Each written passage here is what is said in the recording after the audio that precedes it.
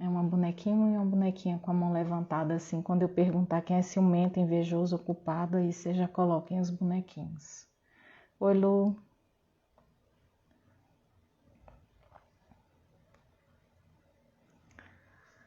Vamos ver hoje onde que a carapuça vai servir. Deixa eu ver aqui que não tá. Assim.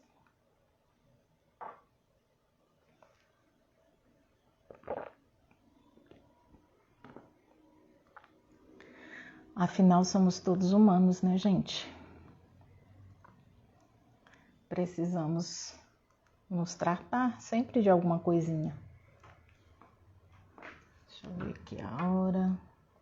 Esperar mais gente chegar.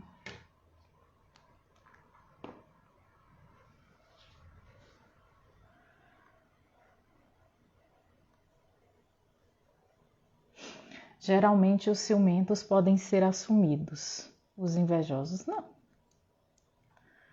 Mas teve gente que se declarou invejoso quando eu coloquei no Stories lá. Achei interessante. Porque a rede social é tão uma coisa do bonito, né?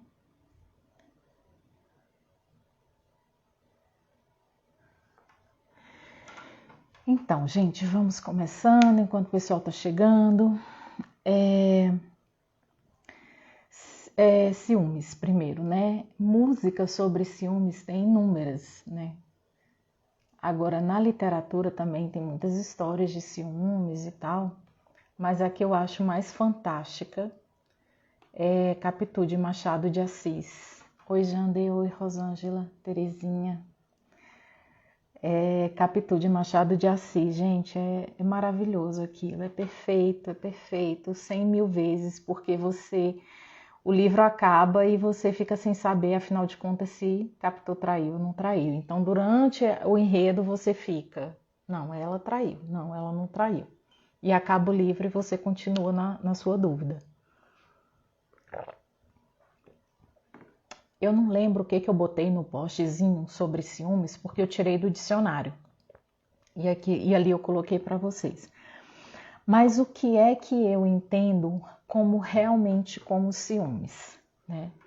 Ciúmes é quando eu me sinto tão pequeno que eu acho que eu posso ser substituído, né? É quando eu não acredito na minha grandeza, quando eu não acredito na minha capacidade, quando eu não acredito na minha capacidade mesmo, no meu poder, né? Que seja. Então, isso depende muito de como assim a pessoa foi nutrida emocionalmente na infância e, mais importante, de o que ela fez com isso, né? Tanto com o receber o amor, o que ela fez, e o que ela fez com a falta desse amor. Pode ser que ela não tenha recebido, né? E aí vão criando buracos e aí ela vai empurrando aquilo para a vida, né? Bom, se os meus pais não foram capazes de me amar, quem mais será capaz de me amar?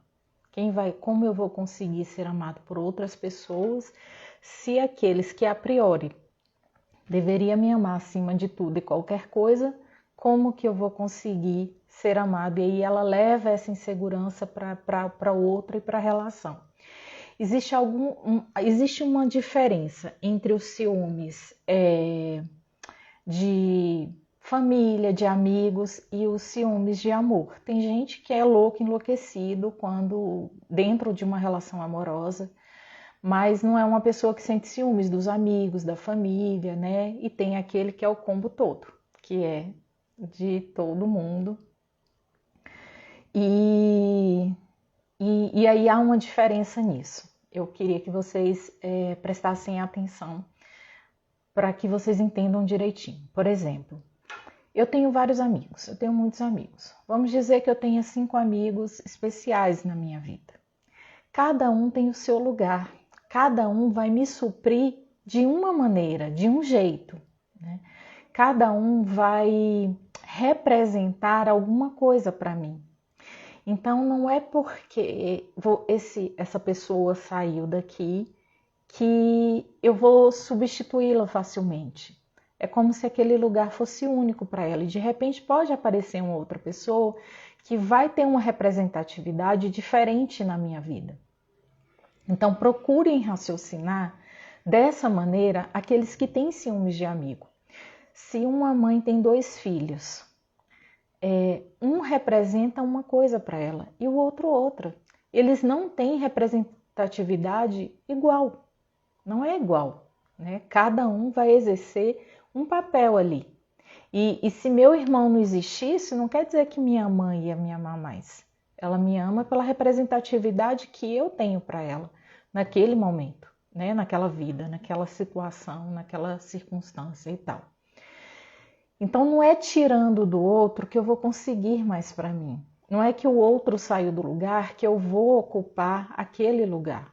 Então procurem raciocinar dessa maneira em relação aos seus amigos, em relação à sua família, porque ciúmes é uma coisa que afasta. Na tentativa de você abraçar, espremer e querer ficar com aquela pessoa ali, ela simplesmente escorrega e vai. Dificilmente as pessoas têm paciência com o ciumento. Dificilmente as pessoas têm uma paciência com a cobrança, com esse sufocamento que o ciumento provoca. E quando é amigo, ainda mais difícil, porque não vai aguentar, assim. Se é um familiar, uma coisa, vocês estão ali pelo todo, né? Não é uma coisa que eu possa dar as costas. Mas é muito difícil um amigo suportar uma coisa assim, né? Todos nós podemos sentir, passar por essa questão dos ciúmes em algum momento da vida, né? Eu não me considero uma pessoa ciumenta, eu sou uma pessoa bem desapegada. Mas existem situações que despertam isso, né? A diferença é que o ciúmes, a pessoa, quando eu vou falar sobre os níveis daqui a pouquinho, mas quando ela está no nível alto, ela alucina. Ela começa a ver coisas onde não tem, ela começa a criar, ela começa a dimensionar os monstros, né? E os ciúmes que a gente tem agora, às vezes é de uma besteirinha, de uma coisa ali, ou de uma coisa muito concreta, né? Poxa, eu vi isso, não foi ninguém que me contou, eu vi, né? Então existe, a gente vai sentir aquele frio na barriga, aquele medinho de ser substituído, ou de que eu vou sair daquele... Terezinha, você acha que Capitu não traiu o Bentinho? Eu não sei. Eu acho que Machado de Assis foi esplendoroso nisso. Mas é isso. Oi, Michele, seja bem-vinda. E aí a gente passa por essa questão do ciúmes, todo mundo vai passar por essa questão, eu acho que todo mundo, assim, pelo menos em algum momento, assim. Eu nunca me peguei sentindo ciúmes de amigo, nunca na minha vida, assim, nem de família, não nem concebo, assim. Mas existe, isso existe. E eu vou contar uma coisa para vocês, que eu fico rindo de mim mesma, né? Eu comecei a gostar de Vinícius de Moraes com 11 anos. Eu ganhei meu diário com poesias de Vinícius de Moraes. E ali eu conheci Vinícius de Moraes. Quem me deu foi minha prima, amada, querida. Beijo para ela, Yara. E ela nem deve lembrar que me deu isso. E aquilo, nossa, teve um simbolismo maravilhoso para mim. E eu me apaixonei por Vinícius, então eu tinha as poesias dele decoradas na minha cabeça, assim, todas elas, assim, pelo menos as que estavam ali no diário. Não vou falar da obra inteira de Vinícius de Moraes, né? Mas eram muitas. E aí eu me apaixonei por Vinícius e tal. Quando eu vim morar em Brasília, eu fui para uma peça que chama Confissões de Adolescente com a Maria Mariana. Eu não sei se vocês lembram dessa peça, mas ela fez muito sucesso, rodou o Brasil inteiro, eu fui com minhas primas assistir. E era uma peça verídica que ela contava a história da vida dela ali, né? Tava falando ali. E tem uma parte que ela fala de Vinícius, que ela fala assim, que ela era a fã número 1 dele, e que se ele fosse vivo, ela seria a mulher dele. Gente, pense numa pessoa que ficou irada. Eu fiquei com ciúmes dessa menina, eu falei, como assim a pessoa tem A capa, ela nem sabe quem eu sou, como é que ela pode medir o que eu sinto pelo Vinícius e o que ela sente? Gente, eu não queria casar com ele era muito velho para mim, ele já morreu, ele já tinha mais de 80 anos, 79, alguma coisa assim. Mas eu fiquei muito irritada, porque ela falou que ela era fã número um, assim. E é ciúmes? É irracional? Vinícius Moraes nem me conheceu, nem eu conhecia ela, e nem a gente tinha raiguinha para saber quem é que amava mais, quem que amava mais ele ou não, né? Eu fico imaginando como essas mulheres ficaram enlouquecidas, porque ele casou 9 vezes, né? Mas assim, é totalmente racional. E eu que sou uma pessoa que me considero desapegada, não sou ciumenta, eu tive ciúmes nessa situação. Então, assim, vamos ligar nossas anteninhas e descobrir aí onde é que está nossos ciúmes, né? E é isso, a gente não tem régua para saber quanto o outro gosta da gente, se gosta mais de um ou de outro, né? Não tem como a gente medir, não tem como dimensionar isso, não existe isso. Não existe isso de medir amor, de saber se eu gosto mais de fulano ou de cicrano, né? Se aquele meu amigo é mais importante do que o outro. E temos também os ciúmes, que é de amor. Aí a dinâmica já é diferente, esse negócio já pega mais, já puxa mais. Por exemplo, eu expliquei para vocês o negócio do lugar, né?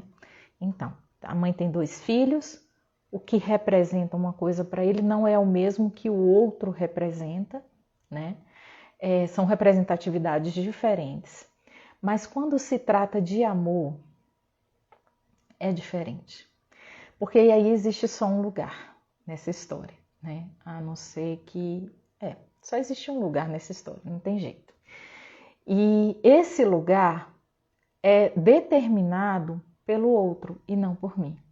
E é isso que te gera tanta insegurança. Então é o outro que vai dizer que lugar que eu ocupo na vida dele, quem sou eu na vida dele. E diferente, se a mãe tem 2 irmãos e um irmão morre, vamos dizer, você não vai ocupar o lugar desse irmão. Você tem uma representatividade para essa mãe, né? Agora, se é um amor e você sai de cena, um outro pode vir ocupar esse lugar. E esse outro pode ter a representatividade que você tinha e esse outro pode sim ocupar o seu lugar. Uma coisa só que você tem que lembrar, que se você foi substituído, o outro também não é insubstituível, né? E a fila anda e o mundo passa. Vamos à luta. Então, assim, não é uma questão de querer se impor naquele lugar, porque a partir do momento que se impõe, já deixa de ser amor. Aí já não existe amor. Aí já toda a representatividade que tinha já era, porque não é mais o que o olhar do outro me vê. O que o olhar do outro te vê pode ser uma coisa completamente diferente, né? Então, lá no Stories eu perguntei o que ciúmes é em uma palavra, e veio corrosivo, veio posse, veio sufoco, veio nada de posse, veio cobrança, aprisionamento, controle, insegurança, baixa autoestima. E o que o ciúmes não é? Ele não é amor, ele não é zelo, ele não é cuidado. Porque as pessoas às vezes justificam, tô cuidando. Não tá cuidando. O ciúmes, ele aprisiona, ele não cuida, né? Então, dentro das relações amorosas tem uma conotação bem diferente, né? Do que seria dentro de um ciúmes, dentro de uma relação familiar ou de amigos. Vocês precisam entender uma coisa. Tem gente que acha, que acredita que existe um céu e um inferno. Quando a gente morrer, a gente vai para um desses 2 lugares, né? Na verdade, o céu e o inferno é aqui. É aqui exatamente, é na nossa cabeça. É a gente que cria o céu e a gente que cria o inferno nosso de cada dia. E viver os ciúmes é viver numa estação de inferno, levar o outro junto com você. Porque você não consegue vivenciar isso dentro do seu inferno e manter ele ali só para você. Você expande isso, você leva o outro junto para o seu inferno, né? E aí é isso. E aí acaba e destrói tudo. Tem até um filme espírita que chama Nosso Lar. E aí cabe de cada um acreditar que depois da morte é aquilo ou não. Eu, na verdade, tenho minhas dúvidas, né? Não tenho opinião formada sobre isso. Nunca morri e voltei para saber, pelo menos conscientemente, para dizer como é que é. Mas uma coisa que eu achei muito interessante é que ele morre, aí ele vai para um umbral, que seria o purgatório, né, dentro do catolicismo e da igreja evangélica. Aí ele depois passa lá para um lugar melhor, que ele trabalha, evolui, amadurece, entende as coisas. E aí ele tem permissão para voltar aqui e ver como é que a família dele tá. E aí quando ele volta, a mulher dele se casou com outra pessoa. E ele sentiu muita raiva, ele se sentiu traído, ele ficou irado. E aí quando ele tenta sair daquela casa, que ele abre a porta, o que é que está lá de fora? O umbral, que é esse purgatório aí. E aí eu acho que isso representa tudo. Isso aí é vida, assim. Nessa coisa de falar que o que está na nossa mente, o que a gente pensa, o que a gente deseja, o que a gente vivencia de ciúmes, inveja, ou de amor, ou de paz, tranquilidade. Esse é o nosso céu e inferno de todo dia. E é isso que a gente pode carregar pessoas junto com a gente nesse porém. Só que uma hora a pessoa vai querer se libertar, porque os ciúmes ele escraviza, quase não sai. Ele escraviza tanto o outro quanto você. E uma hora esse outro pode se libertar, ele não vai suportar aquilo, ele não vai suportar viver aquele inferno, viver aquelas cobranças, aquele aprisionamento, né? Aí vocês podem perguntar assim, Leila, e aí, se eu sair do meu lugar, né, ou se eu for tirada do meu lugar, como é que eu faço para lidar com isso, né? Gente, relação amorosa é assim, é um dia de cada vez. Não tem como você ficar planejando o futuro. Claro que a gente vai planejar, claro que a gente casa para sempre. Claro que eu não vou casar achando que eu vou separar daqui a 5 anos, 5 meses, 5 dias. Esse planejamento não, mas de uma forma consciente, você tem que aproveitar o outro ali naquele momento. Até o outro ali quando está com você agora, naquele lugar, naquele momento. Então desapega do controle, porque você não controla o que o outro sente, o que o outro vai fazer, o que o outro quer para ele. Tem que desapegar desse controle. Quando a gente coloca a lente da realidade, a gente consegue ver a relação dessa maneira. Como eu não tenho controle disso. Então eu tenho que viver o agora. E se você faz da vida da pessoa um inferno, provavelmente no dia seguinte você pode não estar com ela. Então é melhor você viver na paz, né, na tranquilidade. Se você tiver, sei lá, seu grau de ciúmes aí elevado, vai buscar um tratamento, vai pedir ajuda, porque para que você possa até preservar as suas relações, para que você não acabe sozinho, afinal de contas ninguém aguenta isso. E aí você fala assim, mas eu vou ficar só. Gente, tem tanta gente no mundo. Será que dá mesmo para ficar só? Porque, mas eu já estou sozinha há tanto tempo, e o que você está fazendo por isso? Né? Porque, primeiro, igual eu já falei em um outro vídeo, vamos aproveitar nossa solidão, vamos gostar de estar com a gente, porque nós somos a nossa melhor companhia e a partir daí eu posso fazer escolhas melhores. E depois botar a cara na rua. Se você tem gente que está bem, muito bem sozinha e tá tudo certo, né? Agora, se você está incomodada, não, eu queria uma pessoa, realmente faz diferença na minha vida, eu gosto de ter uma pessoa perto de mim e tal. Vai pra rua, como diz a minha amiga, e hoje em dia não precisa nem ir pra rua, né? Vai pro Tinder, esqueci o nome dos outros aplicativos de relacionamento. Mas assim, tem a avó da minha amiga, ela fala assim, príncipe encantado cai do céu, mas não racha concreto. Então, a gente reclama do não acontecimento, porque não acontece na minha vida, mas ao mesmo tempo a gente não faz nada para que isso aconteça. Então, não adianta estar reclamando dentro do quarto e achando que o bendito ou a bendita vai ali bater na sua porta e tudo vai dar certo. Existem graus de ciúmes, né? Então, tem os ciúmes baixo, de baixo nível, vamos dizer, que é aquela coisinha, aquela pontadinha, aquele friozinho na barriga, de achar que vai perder, ou de desconfiar de alguma coisa, porque, sei lá, viu o outro conversando na esquina com alguém, ou sei lá, qualquer coisa assim, mas é um mal-estar passageiro, né? Tem os ciúmes de médio, né? Que aí você já começa a se preocupar. Aí você já começa, tipo, vai fazer o quê? Tá onde? Com quem? Já começam as perguntas, né? E quando esse médio sobe um pouquinho, aí é um grau um pouco acima do médio, aí você já começa a alucinar. Aí você já não quer deixar a pessoa sair só com você. Aí você já começa a vasculhar celular, e-mail, você já começa a dar um de hack, né? Você já começa a perseguir. Se você tiver dinheiro, você vai pagar um detetive para seguir aquela pessoa, para descobrir o que você nem quer descobrir, porque você também não quer sair do seu lugar. Enfim, esse aí já é passível de tratamento, esse aí já é um nível que eu acho difícil, com alta análise, você conseguir resolver. É bom mesmo procurar uma outra pessoa, um profissional, para poder te dar a mão e falar, vamos lá descobrir por que você está com esse tipo de comportamento.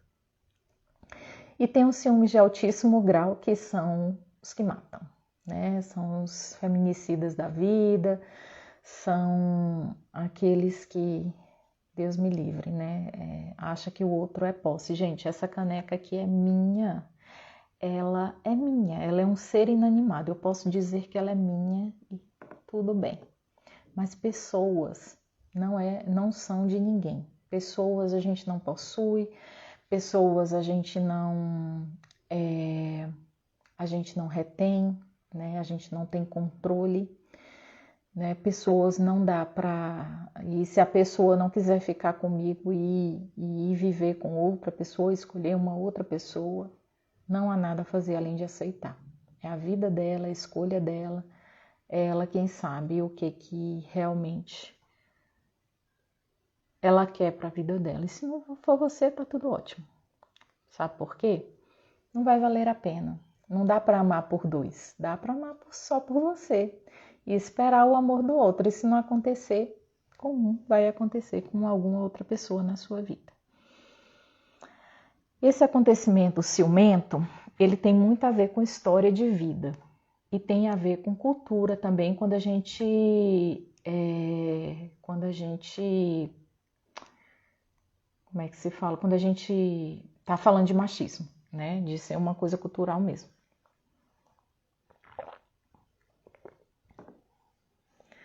Graças a Deus as mentes estão se abrindo e os machistas, embora existam muitos, né? Eles estão meio que perdendo o seu lugar. Mas existem, ainda morrem muitas mulheres e morrem homens também, né? Não vamos só falar de mulheres. Outro dia eu vi uma notícia de que o cara ia casar, eu acho, e a ex esquartejou ele, foi encontrado pedaços dele em lugares diferentes aqui em Brasília. Então acontece também com homem, claro que ela pagou para alguém fazer isso, e isso é triste, né? Aquela coisa de, não é minha, não é de ninguém, meu bem não é sua, não é de ninguém, ela é dela. Ela se governa, ela se controla, não precisa de ninguém para controlar ela. Existe também os buracos emocionais familiares, né? Por exemplo, quando uma família ela é muito numerosa, ela costuma causar certos buracos em relação à autoestima, né? Porque, gente, a mãe e os pais, eles não têm condições de dar atenção para todos igualmente, né? Ele, dependendo de como é a vida, ainda pior ainda, porque, né, tem que trabalhar, tem que fazer acontecer, como é que vai dar conta de sei lá quantos filhos, né? E aí, uma irmã, vamos dizer, a mais velha, ou o irmão, que vai tomar conta daquele pessoalzinho ali todo. E esse irmão ou essa irmã, normalmente, não quer dizer que sempre, mas normalmente ela vai fazer o papel das necessidades básicas, que é dar comida, dar banho, mas ela não vai ser o afago. Ela não vai amar como mãe, porque ela não é mãe. Aquele lugar não é dela. Ela está ali ocupando por uma necessidade. E às vezes ela tem até raiva de estar ocupando aquele lugar, porque foram filhos que ela não escolheu, né? Que empurraram para ela. Então, existe essa questão das famílias numerosas, sim, eles vão ter buracos de autoestima, sim, eles vão ter problemas de autoestima, e eles podem crescer ciumentos, e eles podem, sei lá, quais são os buraquinhos emocionais que eles vão criar dentro da história que eles estão vivenciando ali, né? E isso pode acontecer com filho único? Não, então quer dizer que o filho único é super bem resolvido? Não. Às vezes os pais, eles são tão apaixonados e vivem tanto a vida deles que negligenciam aquele filho, né? Pode ser único, pode ser de dois, né? Pode ser outra coisa, os pais que têm um filho especial, dá muita atenção para que ele acha que aquele outro pode se virar, aquilo ali também pode criar buracos emocionais. É um tanto de coisa, é um tanto de possibilidades que podem criar esse buraco da autoestima e que a pessoa pode carregar aquilo para a vida. Mas lembre-se sempre da autorresponsabilidade, que você é que sabe o que é que vai fazer com aquilo que você recebeu, né? Por exemplo, existem pais mulherengos, né?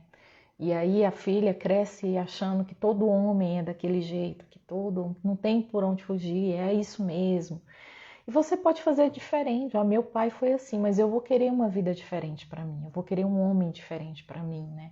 Então é tudo mesmo da forma como você reage, da forma do seu olhar, como você olha essas questões, essas histórias que te aconteceram. Porque enquanto a gente é criança e a gente depende do outro, sim, o outro tem responsabilidade sobre o que ele passa, sobre o que ele transmite. Mas quando você chega a uma determinada idade, você está com aquela trouxinha emocional na sua mão de tudo que você recebeu e agora é você que decide o que você vai fazer com ela. Então não vamos lixar pais e mães, né? Inclusive tem uma história de uma pessoa que foi abandonado pela mãe e a mãe ele enxergava a mãe como a pior pessoa possível, assim, por causa de várias características dela. E aí ele saiu pelo mundo pisando em mulheres. Ele decidiu que mulher nenhuma prestava e o que ele pudesse fazer para conquistá-las e destruí-las, ele fazia. Então, muito cuidado com essas pessoas muito feridas e que não sabem lidar com suas feridas e que acham que tem que destruir o mundo por causa disso, né? Então, gente, tem uma coisa que é muito difícil, eu sei, né? Quando a gente lida com uma pessoa ciumenta e a gente acha que ela vale a pena, sabe? Pô, eu amo tanto essa pessoa e você não quer tirar ela daquele lugar, você... Essa pessoa precisa de colo. Sabe o que é colo? Eu tinha uma amiga que ela era muito ciumenta e ela casou 3, 4 vezes. E eu lembro que ela falava que o segundo marido dela era o que mais passava segurança para ela. Porque quando ela começava com as crises de ciúmes, ele botava ela no colo. E ele começava a falar coisas muito amáveis para ela, e trazer ela para a realidade. O ciumento precisa que a gente traga eles para a realidade, porque eles não conseguem enxergar as coisas como são. Eles têm uma visão embotada por essa coisa da imaginação, da alucinação dele, né? Ele cria histórias, ele cria monstros, ele toma aquilo como verdade. Então ele precisa de alguém para trazer ele para a realidade. Então quando ele vai em cima de você, o que que acontece? Você vai em cima dele também. Você acusa, você julga e aí o negócio fica pior, chega a ficar inviável, assim, chega tendendo para o fim mesmo, né? Então, se você tiver assim um equilíbrio, mais assim, uma pessoa mais centrada, né? Coloca no colo, literalmente falando, traz para a realidade. Vamos racionalizar aqui. Por que você está pensando isso de mim? né? Por que você acha que isso está acontecendo? E traz aquela pessoa para a racionalidade, para o real, para a realidade, porque é uma forma que a gente tem de tratá-la, né? E ajuda a pessoa a buscar um tratamento, a buscar alguma coisa que realmente vai fazer com que preencha esses buracos emocionais lá de trás, com que ela trate isso, com que ela comece a ver a vida de uma maneira diferente. É muito difícil, porque quando você está sendo atacado,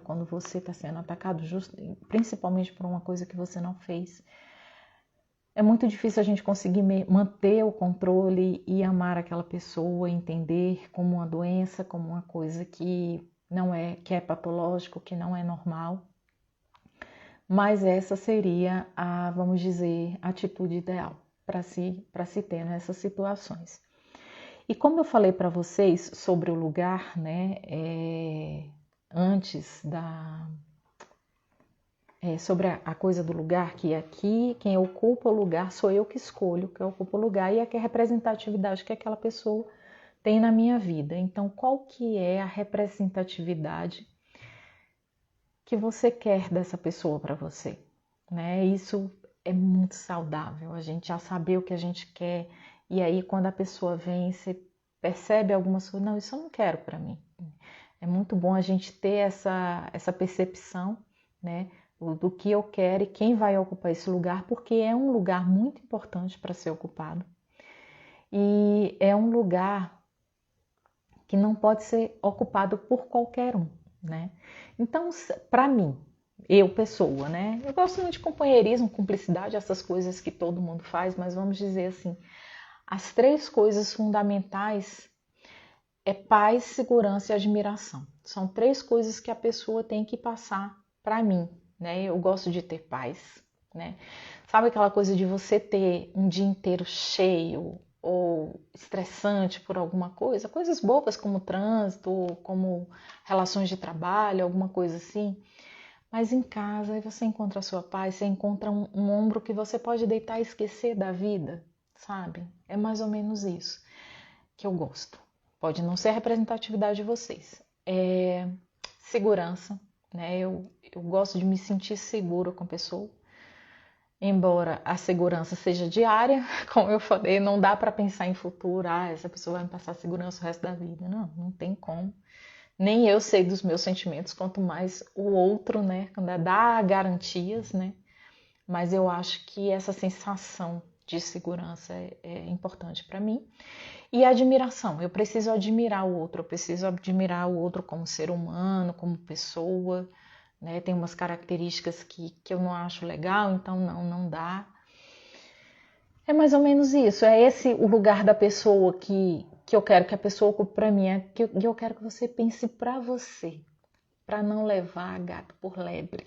Tenha exatamente o quadradinho sobre o que você quer na sua vida, quem que você quer na sua vida, que representatividade essa pessoa vai ter na sua vida. Tem algum ciumento de plantão aí? Ciúmes é fácil, gente, de assumir. Inveja é mais difícil.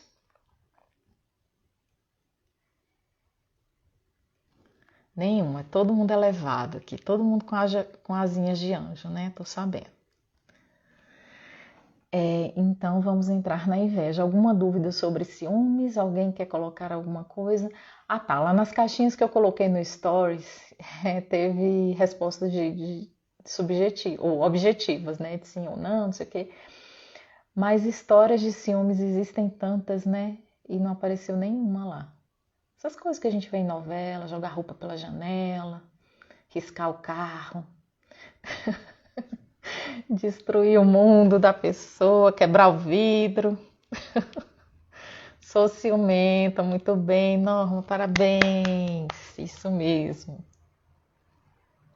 Aí depois você analisa, eu não sei se você viu a live desde o começo, não vi que hora que você entrou, mas qual que é seu grau de ciúmes? Se é baixo, médio, alto? Alto não, porque até onde eu sei você nunca matou ninguém. Então vamos para a inveja, gente. Inveja não adianta a gente perguntar que poucos vão se assumir invejosos, né?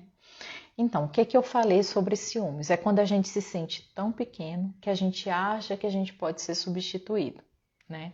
Então, a gente se sente pouco, né? Acha que, às vezes, o olhar do outro é tão grande pra gente, ele acha a gente grande, enorme, mas você está se vendo ali pequenininha por causa das suas histórias lá anteriores, né?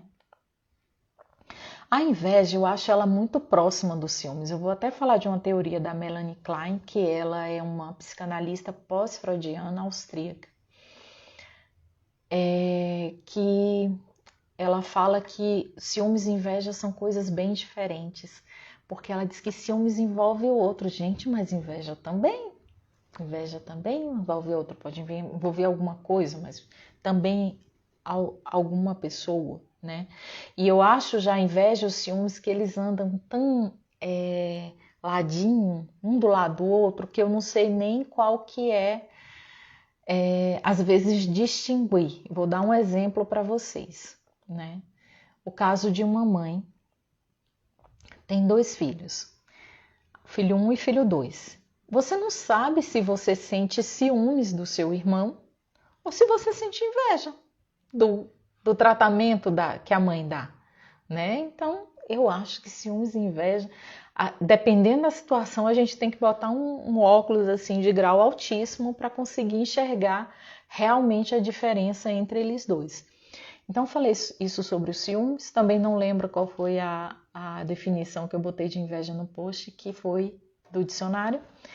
Mas o que eu botei aqui pra gente, a minha definição de inveja seria uma insatisfação tão profunda e patológica em relação à sua própria vida, né? Então, essa aqui é a minha vida e eu tenho uma insatisfação imensa em relação a ela. Então, eu começo a olhar para a vida do outro para saber o que eu vou querer da vida do outro para trazer para a minha vida que vai me satisfazer. Na verdade, esse é um saco sem fundo. Não existe assim uma coisa de isso vai me preencher, a vida do outro vai me preencher, né? Porque a gente não sabe. E aí vamos organizar nossos pensamentos, né? Primeira coisa, o que é felicidade para você? E o que é felicidade para o outro, como eu já disse muitas vezes, é muito diferente, né? Então, às vezes, eu sinto inveja de uma pessoa que tem uma lancha, sei lá onde, e que sai viajando por aí, ou uma pessoa que rodou o mundo inteiro e viaja. E quando viajar não faz parte do meu conceito de felicidade. Meu conceito de felicidade é a minha casa. Eu gosto do meu cantinho, do meu travesseiro. Não tem hotel no mundo que seja igual isso aqui. Então, é mais ou menos isso. Às vezes você está invejando o que você nem quer para a sua vida. E mais uma vez a gente tem que botar o óculos da realidade, como lá nos ciúmes. Vamos ver os fatos, como realmente as coisas acontecem. E não como você acha que está acontecendo. E não dentro da sua alucinação. E a inveja, ela é isso. É você deseja o que é do outro e às vezes você nem quer. Aquilo não faz parte da sua realidade. É como eu querer um sofá muito lindo que eu vi na casa da pessoa. O sofá não cabe na minha casa. Tem nada a ver com os meus móveis. Então, a inveja, você precisa ir mais a fundo, porque às vezes você está invejando alguma coisa de alguém que você não cabe na sua vida, né? Então, a primeira coisa que a gente tem que, quando a gente olha alguma coisa de outro, que a gente vai querer, isso cabe na minha vida? Isso aqui faz parte da minha realidade? Será que eu vou conseguir realmente essa felicidade do outro, porque a gente vê o outro feliz com o que ele tem, mas aquilo é felicidade para ele. Então vamos definir o que é felicidade para mim, para eu conquistar isso e não ficar olhando do outro que às vezes nem vai me satisfazer. Então a inveja é um pouco disso, né? Outra coisa um outro ponto que a gente precisa organizar é quando a gente sente inveja do outro, a gente fica escravo do que o outro faz, do que o outro é e do que o outro tem, né? E aí? Eu não vivo a minha vida, porque eu fico tão centrada naquilo que o outro conquistou, no que ele trouxe para ele, no que ele levou para ele, tudo, que eu simplesmente não vivo a vida do outro, saio completamente da minha vida, completamente. E se esse outro morre, se acontece, sei lá, nem sei, porque às vezes você tem inveja de quem nem faz parte do seu meio. Sua vida tá vazia, porque você estava centrada sempre no outro, sempre no outro. Um outro ponto é vamos nos libertar do termo inveja branca. Inveja branca não existe. Porque a inveja, ela é um pouco destrutiva. Não existe inveja boa, porque quando eu invejo o outro, eu quero destruir aquilo que o outro tem. Eu quero aquilo para mim e não para ele. E às vezes eu quero destruir a felicidade dele porque eu não suporto ver ele feliz, porque eu lembro tanto que eu sou infeliz. Então a inveja ela não é boa, não existe inveja branca. Essa inveja branca que as pessoas falam é admiração. Né? Quando eu admiro o que o outro tem e eu corro atrás para ter também, se aquilo faz sentido na minha vida. Porque tudo que a gente tem que se voltar para perguntar, isso faz sentido para mim? Né?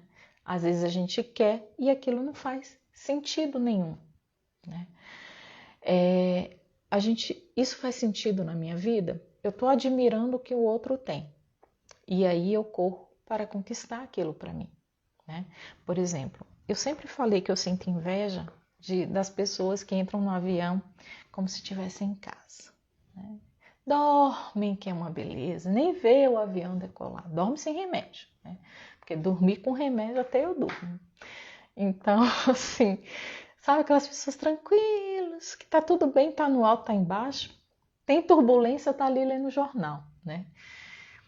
E aí me alertaram, não é inveja, isso é admiração, você admira, porque você não quer retirar isso do outro, eu não quero tirar aquilo dele. Eu acho que ele é feliz daquele jeito e sou feliz porque ele é feliz daquele jeito. Eu só queria ter um pouquinho para mim, né? Mas isso é admiração. E aí eu tenho que correr atrás, né? Para poder entrar no avião do jeito que essa pessoa entra, né? Para poder ter essa paz, essa tranquilidade que a pessoa tem. Então, assim, não existe essa coisa da inveja branca. Existe admiração. E inveja é inveja. Inveja está lá no lugar dela, na questão do destrutivo, na questão do eu não queria que essa pessoa tivesse essa felicidade, porque está me incomodando. Essa felicidade está me perturbando. E aí você vem com sentimentos de amargura, de raiva, de ódio, de destruição. E aí tem a Melanie Klein, que é a psicanalista que eu falei para vocês, pós-freudiana e austríaca, né? Deixa eu só confirmar aqui se ela é austríaca. Austríaca, é. Ela fala que esses sentimentos a gente experimenta desde lá de trás, na nossa primeira infância, com a experiência do amamentar, né? Para o bebê, o peito é um objeto bom, é uma coisa boa, né? Porque ele sacia ele, né? É uma fonte de prazer para ele, ele está saciando a fome dele. Às vezes ele chora e o peito não está ali, aí é o peito mau. Ele tem ódio do peito, ele tem raiva, ele quer destruir o peito. Então esse sentimento ele vem de lá de trás.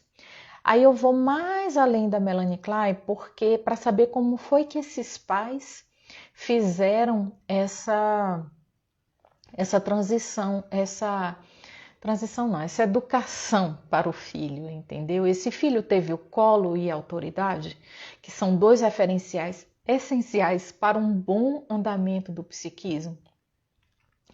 Essa criança teve o limite, ela teve o doce, né? Ela teve a parte do afago, do carinho, Mas do limite também, olha, até aqui você pode ir, daqui você não pode ir, desse comportamento você não pode ter, né? Isso não é legal, não é justo com o outro.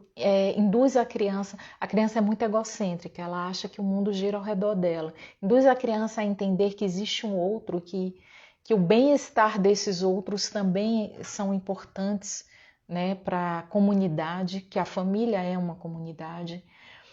E se essa criança teve contato com frustrações, né? Então, tudo isso pode colocar o cenário da inveja ali, né? Pode fazer com que você cresça cobiçando o que é do outro, achando que você não é feliz, que você é eternamente infeliz e querendo que o outro tem, porque acha que aquele outro ali, o que o outro tem, vai te satisfazer. E aí é outro tipo de escravidão, que eu falei que o ciumento ele escraviza a si mesmo e ao outro, né? E a inveja escraviza a si mesmo, porque você fica escravo do mundo do outro, do que o outro consegue, você não tem, do que lhe falta, né? Você fica escravo do que lhe falta, do que você acha que lhe falta, porque o invejoso também ele não tem o pé na realidade. Eu já vi várias pessoas falando assim, ai, o marido de fulano não sei como, não, como ele é, olha como ele trata ela. Às vezes o seu tá aqui te tratando de uma maneira até melhor e você não tá enxergando. Às vezes o seu tem qualidades que são bem mais nobres e lindas e preocupa com você do que o marido da outra ali que você tá cobiçando pelo menos a simbologia do que ele é para ela. E você não enxerga, né? A inveja impede a gente de enxergar nossos valores, né? É como se a gente estivesse num buraco e a gente não consegue enxergar o que a gente tem, a gente não consegue enxergar o que a gente conquistou e o pior, a gente não consegue enxergar nem o que a gente é, né? E fica sempre com essa visão do outro, né? Com essa alucinação do outro, o outro na sua cabeça, sempre essa escravidão. Então, a Melanie Klein tem essa coisa da infância primária, lá das primeiras experiências, mas eu acho que também como vai ser dado o desenvolvimento dessa criança, tanto para um comportamento ciumento ou invejoso, tem a ver também com essa criação, com esse contato com a frustração, com esse contato do que é comunidade, né, do colo e da autoridade, dos limites e tudo isso, né? Vocês já perceberam que no nosso quadradinho familiar é que a gente experimenta bem o que é esse negócio de inveja, né? Porque a gente você pode experimentar a inveja com o irmão, e uma coisa que é muito comum, mas não é tão consciente, né? Eu posso dizer. Bem-vindo, Antônio, atrasado, mas sempre em tempo. Depois você vê a parte inicial gravada. E aí, a gente tem uma coisa que não é tão consciente, é a inveja da mãe com a juventude da filha. Isso acontece muito, assim. Na psicanálise a gente fala muito disso. Assim, a gente vê isso muito em novela, e novela é um reflexo da realidade, seriados, né? Que hoje em dia quase ninguém assiste novela, é mais série. Mas, assim, existe muito essa coisa da inveja da juventude da filha. Assim, muitas mães têm ciúme de suas filhas com os pais, né? Isso é bem retratado no Complexo de Édipo. E temos um vídeo sobre o Complexo de Édipo, de uma explanação bem tranquila para vocês entenderem. Mas existe a inveja da mãe com a juventude da filha. Existe a beleza da filha, a juventude da filha. Algumas ficam com raiva porque a filha conseguiu o que elas não conseguiram, outras ficam com raiva porque a filha não quer seguir o sonho que elas não realizaram, e aí elas projetam na filha.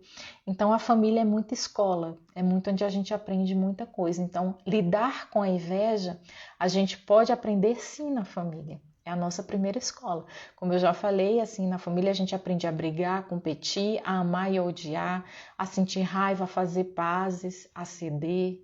Então, família é assim, é vida. Assim, o invejoso, ele tende a diminuir o outro para, vamos dizer, para para não colocar, eu não vou nem falar que é para dizer que ele é maior que o outro, porque ele não vai se sentir maior que o outro. Eu vou dizer que ele diminui o outro para que seja tão pequeno quanto ele, né?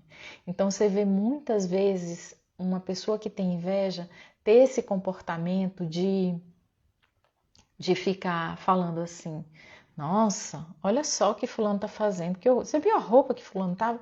Que coisa horrível, que mau gosto, meu Deus.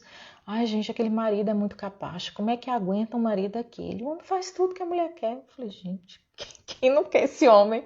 Pelo amor de Deus. Então, assim, é a família que é a nossa escola e a gente também tem que aprender. O invejoso, ele não desvaloriza só o que é dele ou o que não é dele, ou as conquistas dele, né? Ele desvaloriza também o que o outro tem, né? Para uma espécie de despeito, vamos dizer, né? Vocês já perceberam que existem pessoas que replicam a casa de outra, ou o modo de vida de outro? Tipo, ai, comprei um vaso, aí vem uma pessoa que, nossa, onde você comprou? Aí vai lá e compra o vaso, porque quer botar na casa dela o vaso. E assim vai replicando as coisas das pessoas, as roupas da pessoa, o cabeleireiro que a pessoa vai. E aí tem essa coisa de querer sugar um pouquinho, tipo assim, se eu tiver um pouco do que ela tem, talvez eu me sinta feliz como ela parece que ela se sente feliz, né?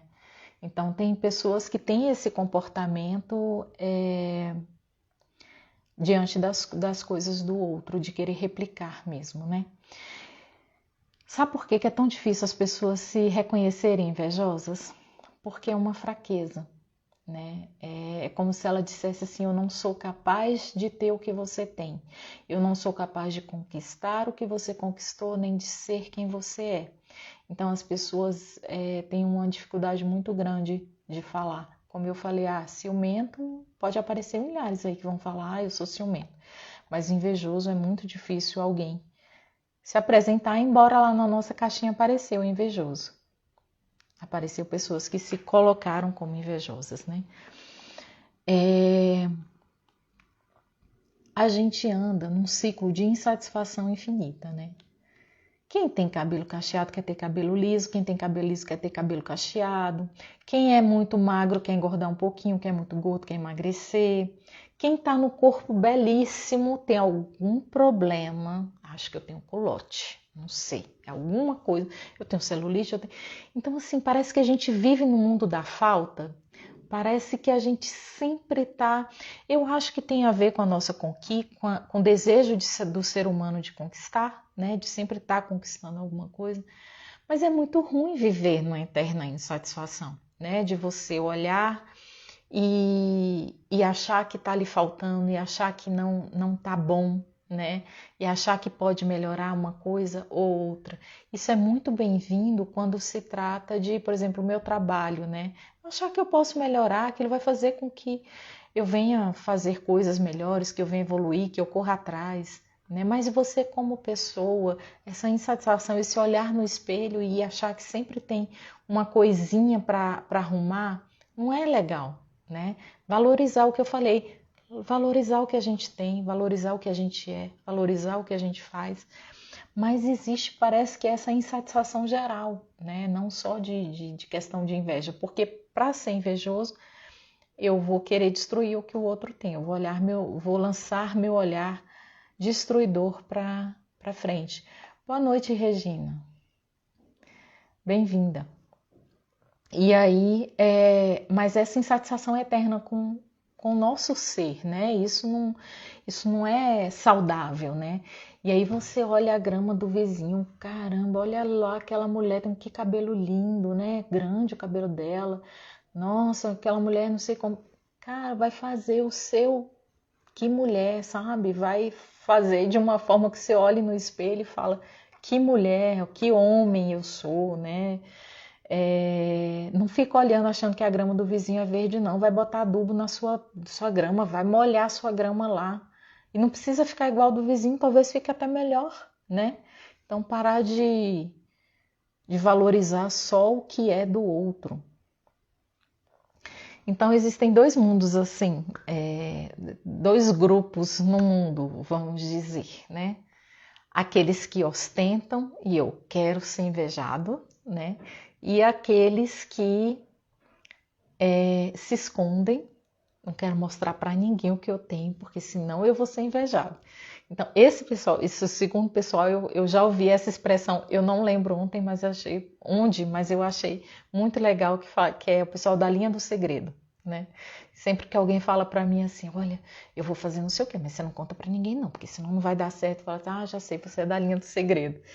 E aqueles que ostentam, que estão aí em redes sociais, ou que não sejam redes sociais, que estão na sua vida, assim, ostentando o que conquistaram, o que não conquistaram, o que fizeram, o que têm, e gostam de ser invejados, admirados, olhados, e gostam de chamar atenção, e aqueles que estão ali na moita e falam, eu não vou contar para ninguém o que eu estou fazendo, o que eu conquistei, não vou falar para ninguém que eu comprei tal carro, que eu quitei meu apartamento.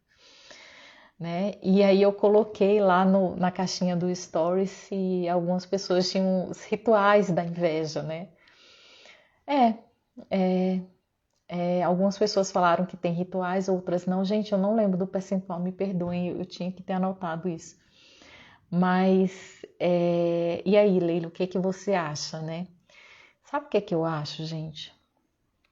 Como psicanalista, os psicanalistas iam falar assim, isso é uma besteira muito grande, né? Mas para quem acredita em energia, inveja é uma energia ruim, não é uma energia boa. A pessoa sente ódio de você, a pessoa está ali cobiçando o que você tem, a pessoa às vezes quer destruir a sua felicidade porque a sua felicidade está incomodando ela, então não é uma energia boa. Mas não é só inveja, existem outros sentimentos que trazem esse tipo de energia para a nossa vida, né? Então, assim, quem acredita, quem tem suas crenças, Leila, eu faço tal oração. Beleza, faz suas orações. Na minha casa eu tenho não sei o que é objeto na entrada, porque dali, quem passar é só com coisa boa. Entendeu? Então, cada um vai ter seus rituais para fazer, se vocês acreditam em energia, faça o contraponto a essa energia, e cada um com suas crenças, com o que vocês podem acreditar, ou tem gente que fala assim, não, isso é bobagem, isso aí não chega em mim, não. Eu tenho uma amiga que eu falo para ela que se a inveja matasse, ela já tinha morrido esturricada, queimada, e ela tá vivinha e feliz da vida. Então, gente, vocês têm algum ritual? Alguém tem algum ritual, alguma coisa aí que faz quando se sente invejado? Eu não tenho ritual nenhum. Bem-vindo todos vocês que chegaram. Alguém faz alguma coisa quando se sente invejado, que acha que a inveja está aí, está chegando por perto? Algumas pessoas botaram lá que tinham os rituais, mas eu não tinha, eu botei só sim ou não, então não estou sabendo quais eram os rituais. Vamos para a culpa. Eu tenho medalha de São Bento, isso mesmo. Verdade, eu tenho uma medalha de São Bento na porta da minha casa, gente, eu esqueci. Tem a oração de São Bento, para quem é católico, gente, é muito engraçado, porque ela é tipo assim, bebe tu mesmo o teu próprio veneno. Eu falei, Deus me livre, gente, coitada. É tenebrosa a oração de São Bento. E culpa. Bem-vinda, Susan. Então, vamos falar um pouquinho sobre culpa. Ciúmes e inveja, eles são permeados pela culpa, não só esses sentimentos, né? Às vezes a culpa vem acompanhado de outras coisas. Débora, aqui em casa tem um olho de Fátima atrás da porta, isso mesmo. Tem gente que tem chaveirinho, né, com esse olho aí, verdade. Então, a culpa, como é que se fala? Ela vem, o ciúmes e a inveja vem carregado de culpa. Mas não precisa ser só isso, né? Eu falo que quando nasce uma mãe, ela já vem com o chip da culpa, né? Porque se o menino fez alguma coisa errada, onde é que eu errei, o que eu fiz, o que, sabe? Então, e mãe sempre está se questionando, será que isso é bom? Será que eu estou fazendo certo? Será que... Enfim, então a culpa, ela é bem positiva. Ela não, ela chega assim falando, olha, eu estou aqui, eu vou ocupar um lugar. Eu não estou me importando que lugar é esse, quem é que vai me colocar nesse lugar, mas eu vou ocupar meu lugar. Ela é imperativa. Então você pega essa culpa, ou você bota no outro, ou você pega ela para você. Mas em algum lugar ela vai se encaixar. Ela é bem impositiva, né? E se a gente for lá para trás, para a Idade Média, as religiões elas eram justamente para implantar essa questão da culpa, porque eles controlavam as pessoas através da culpa, né? Então a gente sim tem uma herança cultural encruada, né? Incrustada assim na gente, né? E aí tem essa questão de em quem, então a gente vê sempre pessoas ou colocando a culpa nos outros, porque as pessoas ela têm não querem se responsabilizar, não querem se autorresponsabilizar, então elas vão colocando a culpa em quem aparece ali. Ou então elas vão se culpar, né, de uma forma muito vitimizada e de uma forma muito pesada, às vezes. Então, ou eu estou apontando o dedo ou eu estou me chicoteando.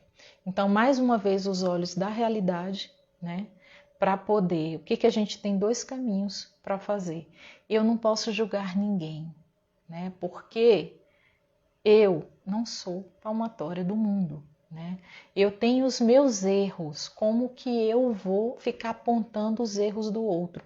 E outra coisa, o que é erro, afinal de contas? O que é erro para mim pode não ser para você, né? Quem sou eu? Eu sou muito pequeno no meio disso tudo para estar apontando, para dizer no que é certo, o que é errado. E outra coisa é quando eu me sinto culpada por alguma coisa, e às vezes eu vou ter razão na minha culpa, pô, eu fiz uma besteira aqui, não devia ter feito isso. Pega a culpa para você, mas não fica se chicoteando não, vida que segue. Como diz Jesus, vai e não peque mais. Não falou isso para a adúltera? Mas vida que segue, vai lá e faz diferente. Não fica se martirizando pelo que aconteceu aqui. Então a culpa é outra escravizadora. E ela escraviza mesmo, assim, ela te emperra, ela te impede de resolver muitas coisas, muitas questões suas emocionais por causa disso, né? Então, é mais ou menos isso, né? Então, se a pessoa Então, por exemplo, os ciúmes e a inveja dentro da questão da culpa. O ciumento, ele é como o alcoólatra. Ele faz o estrago, entendeu? Ele vai rasgar as roupas, ele vai jogar e depois ele vai ficar com cara de cachorro sem dono. Ele vai invadir seu e-mail, vai pegar seu celular e ver as mensagens, depois vai se sentir culpado com aquilo. Principalmente se não descobriu nada, aí aqui, né? Aí vem a culpa, né? Vem o peso. E se o outro descobre que ele fez isso, aí dá uma confusão imensa, aí é que você vai se sentir culpado mesmo. E a inveja, se a pessoa tem um pouco de consciência, porque existem aquele comportamento inconsciente, né, que você não se percebe invejoso.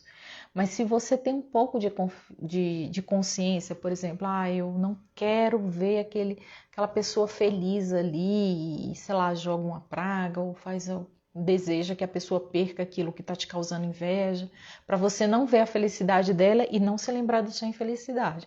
Então, se tem um pouco de normalidade em você, se tem um pouco de consciência, você vai se sentir culpado. Aí a culpa vai se instalar mesmo, né? O ser humano, ele é pós-graduado em culpa. Pós-graduado, assim, mestrando, assim, doutorado, talvez. Né? Porque ou ele vai pegar para ele, vai carregar aquele peso assim nas costas, ou ele vai jogar para o outro. Alguma coisa ele vai fazer. Como eu já falei, a culpa ela é impositiva, ela chega querendo ocupar um lugar, né? E aí temos o papel do juiz e da vítima. O juiz é aquele que aponta, né? E fala assim, olha, você fez isso, aquilo. E a vítima é aquele que pega a culpa para si e fica se chicoteando. Temos esses dois papéis. Temos das pessoas evoluídas emocionalmente, que seguem sua vida e vão tentar não fazer aquilo de novo, se realmente houve erro naquilo. Mas, gente, não julgar é muito difícil. É muito. Você pode até fazer um trato consigo mesmo de falar o quê? Hoje eu vou julgar menos. Mas não julgar. Olha, para você não julgar, você precisa não assistir televisão, né? Porque você vê, sei lá, uma notícia, tipo aquela do menino, gente, aquilo eu chorei horrores, do menino que foi encontrado dentro do buraco lá, que tava com fome, tava só pele e osso, gente, o que é aquilo? Meu Deus, como existe ser humano daquele jeito, hein? Eu tive vontade de triturar aquele pai, então eu tô julgando o pai, tô julgando o pai. Então, assim, para você não julgar, você tem que não andar na rua, não ligar a televisão, você tem que não participar das reuniões de família, você tem que... Nós somos julgadores natos. E tem um filme que eu amo, eu já assisti sei lá quantas vezes e quero assistir mais não sei quantas vezes, que vocês podem falar, nossa, Leila, psicanalista assistindo a Cabana. Sim, psicanalista assistindo a Cabana, amo aquele filme. E tem uma parte do filme que ele encontra com a sabedoria. Para quem não quiser assistir, eu recomendo assistir o filme, mas para quem não quiser, consegue no YouTube, põe A Cabana, o encontro com a sabedoria. Aí vai ter só a cena, só essa cena. É fantástica, é fantástica. Ela sai da poltrona dela, né? E coloca ele na poltrona dele. Então, deixa eu falar só um comecinho do filme. A filha dele sumiu, desapareceu e apareceu a roupa dela com sangue, não sabe quem matou, não acharam o corpo. E ele é tomado por uma raiva, um ódio muito grande e aí conta a trajetória dele nesse processo de resgate dele, né? E um desses processos é o perdão, né? Para essa pessoa que fez isso com a filha dele. E aí ele senta na cadeira da justiça, da sabedoria, e ela fala, agora você vai ser Deus, vamos dizer, né? Você vai estar aí no meu lugar e você vai... Eu também acho. Ai, Terezinha, Thaís, que bom que vocês gostam, eu amo. E aí você agora vai julgar, vai... E aí ela começa a instigar ele. Gente, não tem como eu replicar essa cena, porque ela é maravilhosa. Eu recomendo muito vocês verem, né? Porque a gente gosta de brincar de Deus, a gente gosta de chegar e apontar o dedo e falar que fulano podia ser isso, e cicrano podia ser aquilo. E na verdade nós não somos ninguém. Nós não somos ninguém, nós somos muito pequenos. E se eu não mato ninguém, mas eu estou errando, eu tô aqui de um outro lado, né? Eu posso estar matando a pessoa de uma outra maneira. E assim, isso é fantástico. Eu amo demais esse filme e essa cena eu recomendo muito que vocês vejam no YouTube. Então, vamos colocar as lentes da realidade e entender que nós somos humanos, que nós não temos esse direito de julgar ninguém, que nós não temos que estar com um chicotinho, né, batendo ali e vida que segue, vamos ver o que é que eu posso fazer em cima disso e vamos lá. Nós não temos que entender ninguém como que nós possuímos ninguém, a gente possui o objeto. Eu possuo essa caneca linda, minha, e eu posso dizer que ela é minha, mas pessoas nós não possuímos. E nós não precisamos invejar ninguém, porque nós somos capazes de criar a nossa própria grama verde, nós somos capazes de ser um ser de luz espetacular, lindo, maravilhoso, de fazer coisas boas e de conquistar coisas boas. Todo mundo nasce com esse potencial. Então coloquem as lentes da realidade e procurem ver isso de uma maneira muito real, né? Coloca o pé aí na realidade que você consegue lidar com seus ciúmes, com a sua inveja e com a sua culpa. Norma colocou eu toda para quê? Para o chicotinho ou para o julgamento? Então é isso, gente. Beijo grande para vocês. Até a próxima semana. Acompanhe aí todos os postzinhos que eu coloco diariamente, os vídeos no YouTube, no Instagram, Facebook e tudo mais. Twitter também. Beijo grande e até a próxima semana.